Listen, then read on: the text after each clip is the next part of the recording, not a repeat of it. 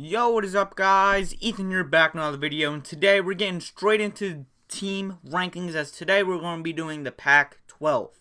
If you guys haven't already, hit that subscribe button and I would really appreciate it. So, I was supposed to upload this video yesterday, but due to a few things, I'm going to be uploading it on Thursday. So you guys will be getting back-to-back videos. So next video will be the Big 12, and then we'll end on the ACC, and then I'm not sure what we'll do from there. Most likely the American and the Mountain West and so on and so forth. Yeah, so today we're going to be doing the Pac-12, and yeah, let's get straight into it. And I think by far the number one team in the Pac-12 by many is going to be Oregon this year. In my opinion, they have the second best offense and the first defense. So let's look at the Oregon team. You have probably the best offensive lineman we've seen in ages in Penei Sewell. Yeah, you return a lot of returning production on that defense. True freshman Kayvon Thibodeau, he comes back as he had 9 sacks last year. Safety Javon Holland comes back as he had 4 interceptions last year. And leading running back CJ Verdell comes back after having a 1,000-yard season with 8 touchdowns last year. But the main thing about this Oregon team, and to see if they are going to be capable for the playoff, is going to be that quarterback situation. Many people are going to say Tyler Sho's going to get it, but I personally would not be surprised if Anthony Brown, transfer quarterback from Boston College, actually gets the job. So he's definitely somebody you want to look for on your radar. But this team has also done great in recruiting. Had 5 3-stars, probably more. Top were Justin Flo and Noah Sewell, inside linebackers, and also Dante Manning. And Oregon may have, besides Georgia, they may have the best defense in the entire college football. Let's be honest here. Another thing is we're going to have to see some receivers step it up. I think Micah Pittman's going to have a good year. Also Johnny Johnson. But besides those two, we really don't have that clear-cut wide receiver. So even though the offense has a lot of question marks, by far it's going to be number 2 here. Alright, so the second team we have is going to be the USC Trojans, as I have them having the first offense and the 5th defense. This offense is going to be electric. Maybe not in the running game, but they're probably going to have one of the top passing games in all of college football. You return true freshman quarterback from last season, Kedon Slovis. He's probably going to be a top 10 quarterback this year. Last season he had well over 3,000 yards. And also had 30 touchdowns last year. Your receiving core is going to be amazing. Probably one of the best in college football. You have Amon-Ra St. Brown. You have Tyler Vaughn, Drake London. Those are just 3 of the top wide receivers. And then also you have incoming freshman Brew McCoy and Gary Bryant Jr. So I really like this USC offense. Their offensive line is going to be a big question mark for this offense, though. They did lose a few key players, including their top offensive lineman, Austin Jackson. But I think USC is going to get that pretty easily. But that defense is going to be a question mark this year. Even though you have one of the best defensive tackles in college football in Jay Tufale. I don't know if I pronounced his name correct. Besides him, he's returning for his junior year. Who is going to be this guy? You also have Drake Jackson, outside linebacker, as he had 5.5 sacks last year.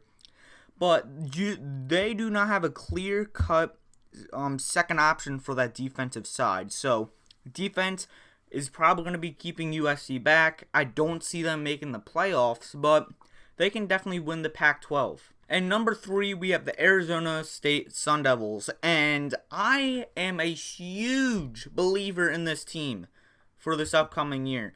Herm Edwards has really turned this thing around. And one thing a lot of people have not been recognizing, former head coach Marvin Lewis from the Bengals. I know he really didn't have a good NFL career, but he's going to be the defensive coordinator for this Arizona State team. Even though they have the 6th best defense, if Marvin Lewis gets things clicking, that can definitely rise. They have the 3rd best offense, which I personally think is going to be right. You do have one of the best. I personally think Jaden Daniels is one of the best quarterbacks in college football already. I'm a huge believer in him.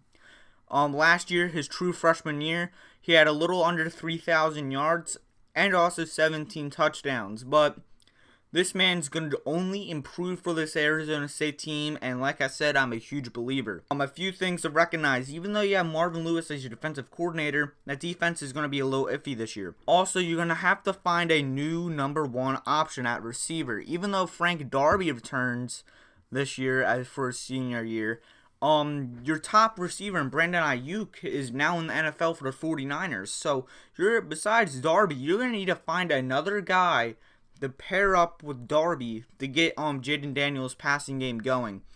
Arizona State went 8-5 last year. I personally think they can even get 9 wins this year, maybe even higher. But I personally think Arizona State overall has the 3rd best team in the Pac-12. And the 4th best team I have in the Pac-12 for this upcoming year is going to be the Utah Utes. Yes, we know they have lost a lot of talent this year, but this team is still going to be good this year in the Pac-12. Incoming transfer quarterback Jake Bentley, as he was the quarterback for South Carolina, he did get hurt last year. That's why he didn't play for them. But I really think he's going to have a big impact on this Utah team. And also, Kyle Whittingham is probably the most underappreciated coach in all of college football. He makes this Utah team consistently having 7, 8, 9 win teams every single year. Even though we have Jake Bentley, I don't know why I did Bentley. Brant Cayuth, tight end, very underrated tight end in college football this year. Watch out for him. And this Utah team definitely runs a lot of the 2 tight end formation, so I'm gonna expect him to have a lot of yards this year for this Utah team. But the big thing that this Utah team lost is defense, and even though I have them as the 3rd best defense, they lost a lot of talent. But I'm not going to be surprised if they're going to do fantastic. And this Pac-12, they're a little under the radar for defenses. They are good, but not the top besides like Oregon. This Utah defense is going to be amazing this year, in my opinion. Not amazing, not as good as last year, because Utah had a top 3 defense last year. I want to say the majority of their defense actually declared for the draft, but love this Utah defense, and I really think Utah is going to be the 4th best team in the Pac-12. Now, for number 5 and 6, it can be a flip-flop, and I really was struggling with where to put each team, as number 5 is the Cal Golden Bears, and number 6 is the Washington Huskies.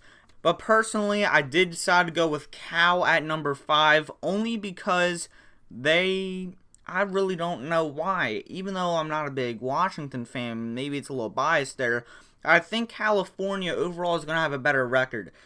Even though I personally go off team talent, for this situation, I really couldn't decide because the teams were they fought each other really good. But this Cal team is going to be great. They have the 6th best offense and the 4th best defense, but their offense has the bigger names, mainly Chase Garbers. Even though Cal finished last in points per game last year for the Pac-12, Chase Garbers, you saw the impact he had for this Cal team. He missed like 3 games, and Cal looked like one of the worst offenses in all of college football.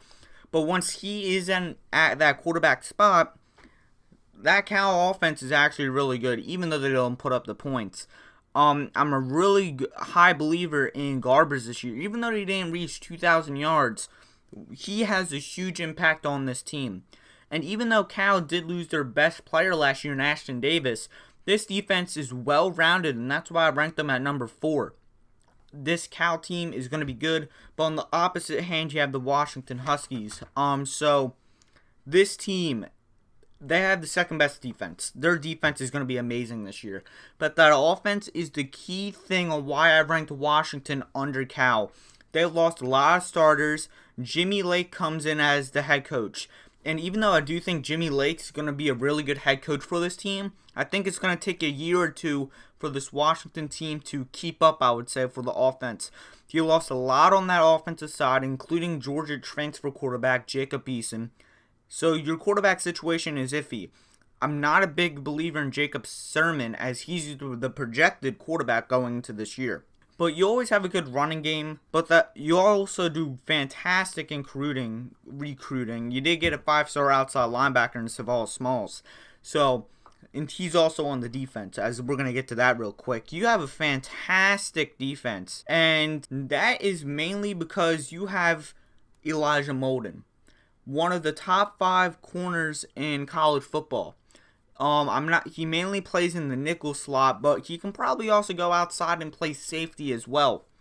I personally think he's going to be the nickel back, but there's a lot of people saying he's going to play safety. He's very versatile on the defensive end, and he's also really underrated in my personal opinion. Joe Tridon returns for his junior year. I think he's also going to have a great impact. Levi, I don't know how to pronounce his last name. I'm going to put it on the screen, but this Washington team is going to be good. But with the new staff, yeah, you basically have a brand new staff. You have a brand new head coach, a brand new offensive coordinator, and you have 2 defensive coordinators. One's been there for 7 years. The other, that is going to be their first year. So you have a brand new staff and that offense. That is why this Washington team is not going to be as good. But if you probably still had a good staff, I could probably easily see Washington being in the top 3. But since of those things, I decided to weigh them down a little bit. And yeah, let's go on to number 7. And the 7th best team I have in the Pac-12 this year is going to be the Stanford Cardinal, as they have the 5th best offense and the 8th best defense. Even though they had a terrible year last year, going 4-8. You look at the past few years. 2018 they went 9-4. 2017 they went 9-5. 2016 they went 10-3. And then in 2015, 12-2. But 2015 is a long time ago. I could be mistaken on this exact fact, but last year was the first year David Shaw, the head coach, was actually under 500 on their record. So, but that was mainly due to a lot of injuries, and I'm actually really high on this Stanford team. Even though you lost your starting quarterback KJ Costello, as he decided to transfer to Mississippi State, Davis Mills was probably one of the best backup quarterbacks in all of college football, so I think he's going to step into that quarterback role pretty good.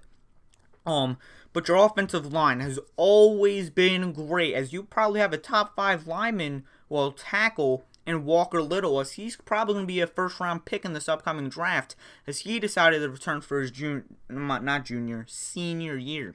But he probably returned because he did get injured, and that was probably a big reason why Stanford really wasn't as good last year. And your offensive line is just great, hands in and hands out. Even though I really didn't look in at their wide receiver position. According to a lot of people, they have one of the best wide receiver cores in the Pac-12, so that also buffs up that offense. But that defense is going to be a big issue. Even though you have one of the top 10 cornerbacks in all of college football in Paulson Adebo, who I'm a really big fan of, as I think he's going to be great at the next level. Besides Adebo, you look at this defense, there's really no key-cut good player. It's probably a mix of I'm literally on the opposite side of the U.S. than Stanford, so I really don't watch them. But I really don't see, besides Adebo, a second-cut star on this defense. And that's why I decided to rank them number 8. Looking at number 8, we have Oregon State. And I actually am a high believer on this Oregon State team this year. Jonathan Smith comes in for his 3rd year.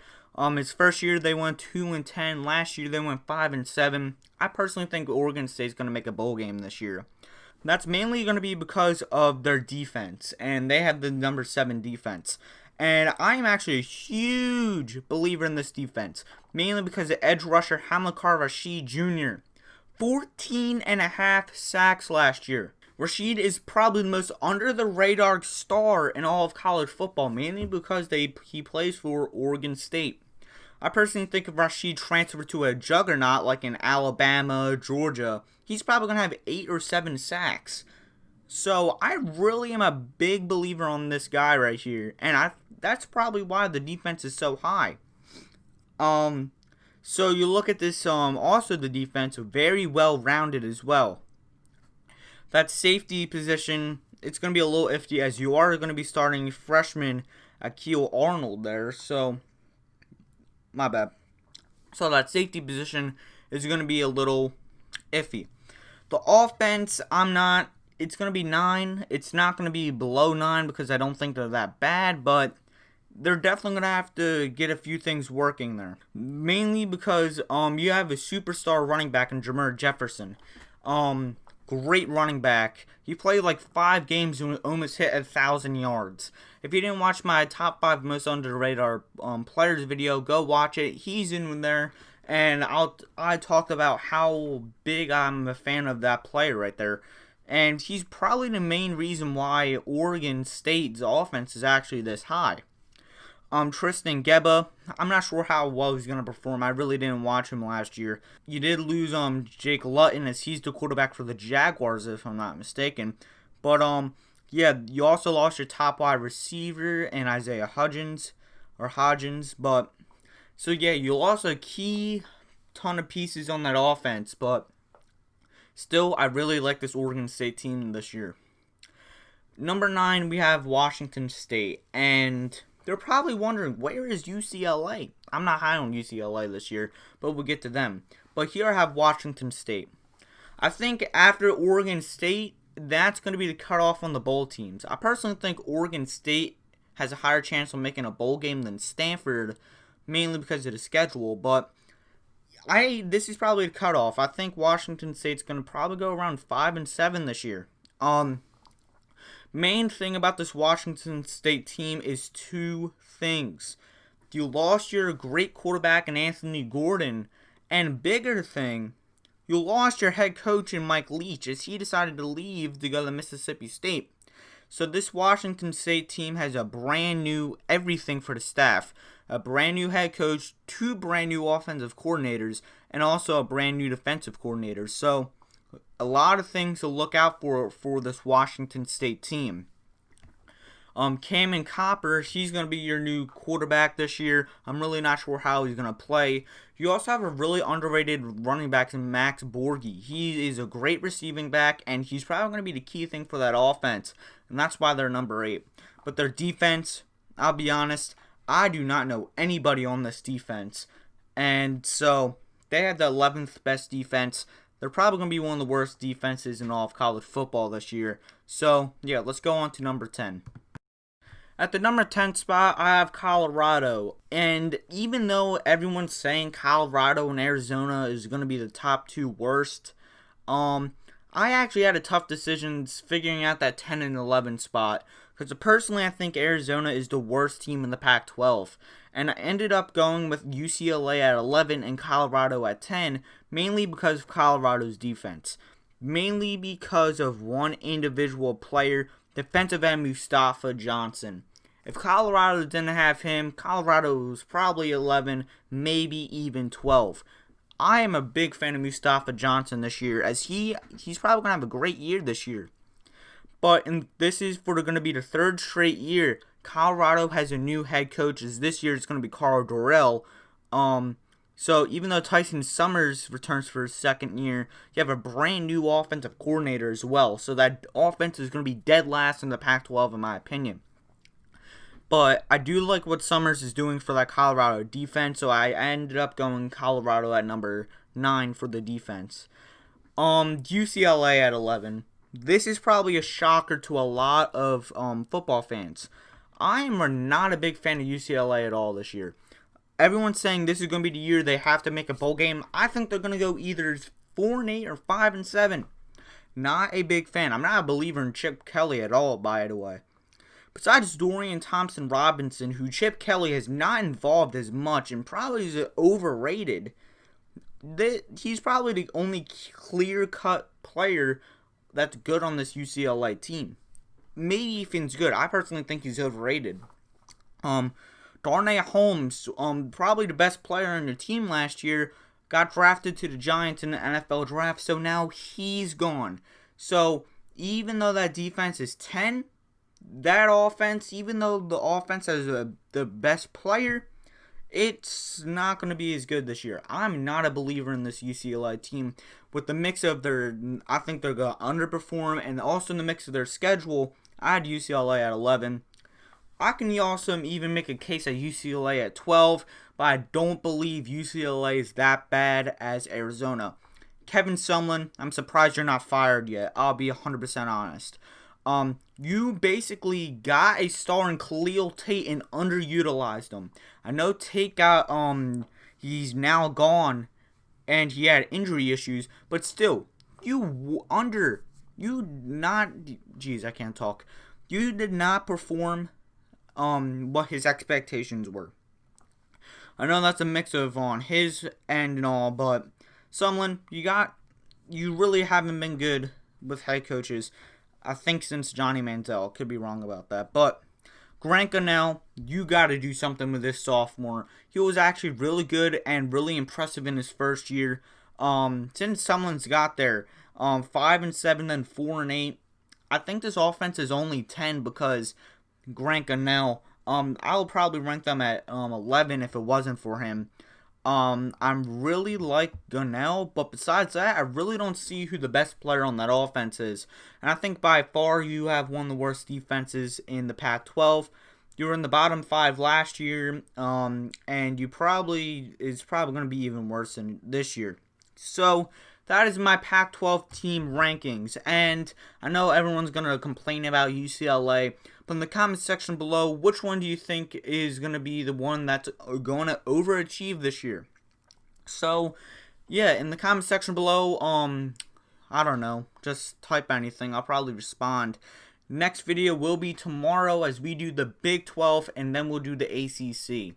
So guys, I hope you enjoyed the video. Like, share, subscribe, and like always, have a good day. Peace out.